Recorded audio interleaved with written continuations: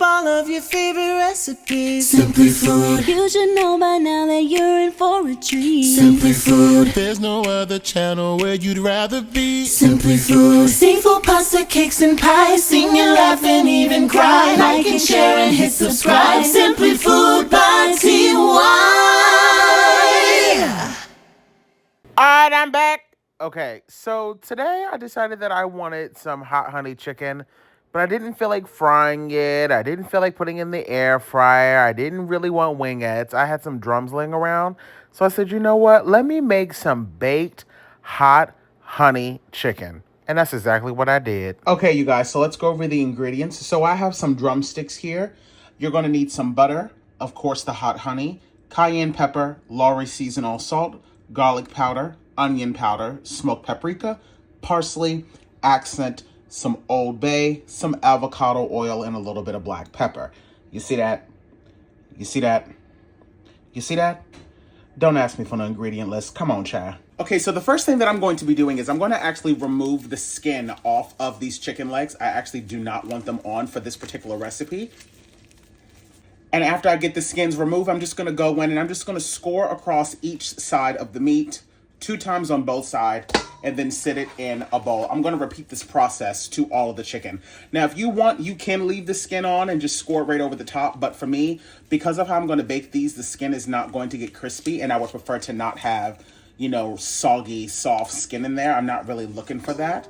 Plus, this is also really going to allow the seasoning and that hot honey mixture to really penetrate through the meat. So that's really up to you. I'll be back once I get all of the chicken nice and prepped. Okay, you guys, so I've gone in and I've cleaned my chicken. As you saw earlier, I removed the skin from the chicken. I sliced it, took it over to the sink. I washed it with some cold water and vinegar. I'm now going to go in with just a little bit of avocado oil. I'm going to go in with 1 tablespoon of garlic powder, 1 tablespoon of onion powder, a half a tablespoon of smoked paprika. You can adjust the cayenne to your liking, but I'm using a half a tablespoon. 1 tablespoon of seasonal salt. Some dried parsley. I say I would use about 2 tablespoons worth. 1 teaspoon of accent. That is optional, but I always feel like it's necessary. And 1 teaspoon of black pepper.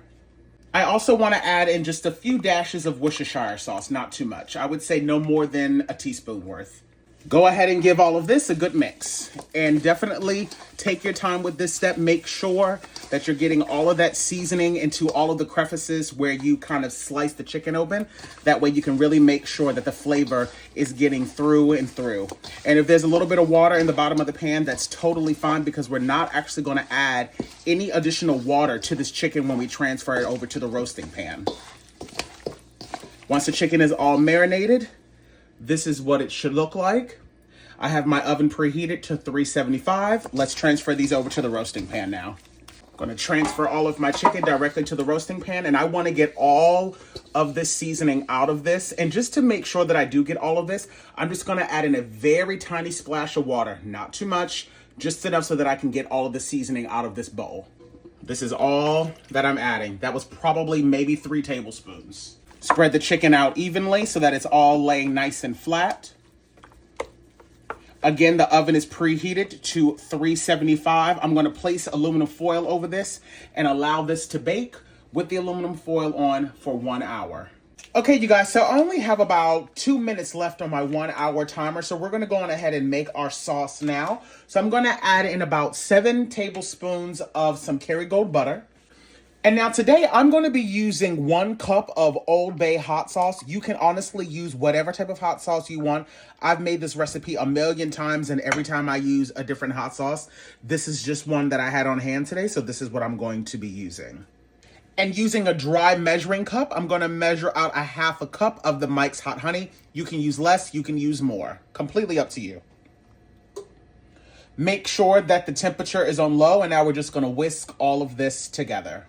Once the butter has fully melted, you can go on ahead and turn this off and remove it from the heat because we're going to be pouring this over the chicken anyway, so you don't really need to be trying to concern yourself with cooking it too long on the stovetop. As soon as that butter is melted, you can turn it off. All right, y'all, my chicken has been in the oven at 375 for 1 hour. So what I'm going to do now is I'm going to remove the aluminum foil.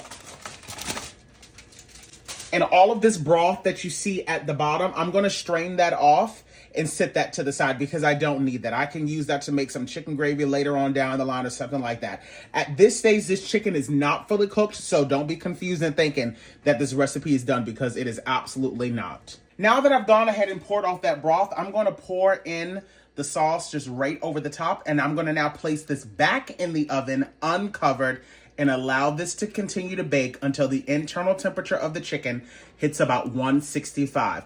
This could be anywhere from an additional 45 to another hour. It really just depends on how high you have your oven. I'm doing mine nice and slow. Mine is still at 375, so I'm now going to place this back in the oven, and I'll let you guys know about how long it took. Okay, so just to give you guys an update on the cooking process, we cooked it for 1 hour covered at 375. At that 1 hour mark, we dumped off all of the broth. We added in our hot sauce mixture. We placed it back in the oven uncovered for an additional 30 minutes. So that means so far it's cooked for 1 hour and 30 minutes. I've now increased the temperature up to 400. I have flipped the chicken, and now we will let it go for the last 30 minutes. Total cook time should be about 2 hours. This chicken turned out absolutely fabulous. Super, super tender, full of flavor. You feel like you're eating like hot wings, but like you can pair this with like rice and like macaroni and cheese and like a bunch of other things and, you know, have a nice meal and not feel like it's like a finger food. So I would definitely say give this recipe a try, honey, for sure. We just gonna go right in for a taste test. Here we go.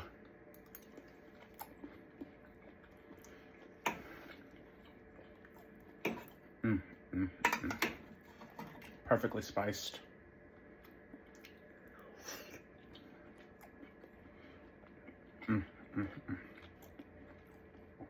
Super tender.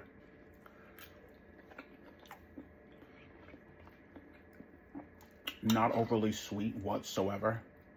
And that's what I like about these. They're not overly sweet.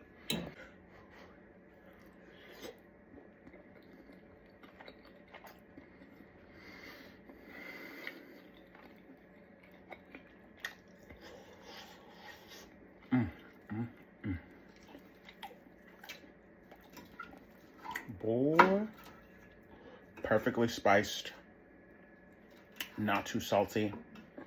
The Old Bay is not overpowering. The honey isn't overpowering.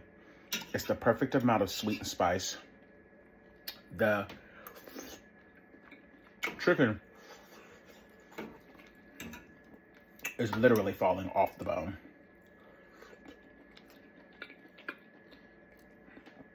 Make this. Slaying in the kitchen. Simply Food by TY. We hope that you enjoyed it. Simply Food by TY. If you haven't took the time, make sure you subscribe. Thanks for watching. Thanks for watching. Thanks for watching Simply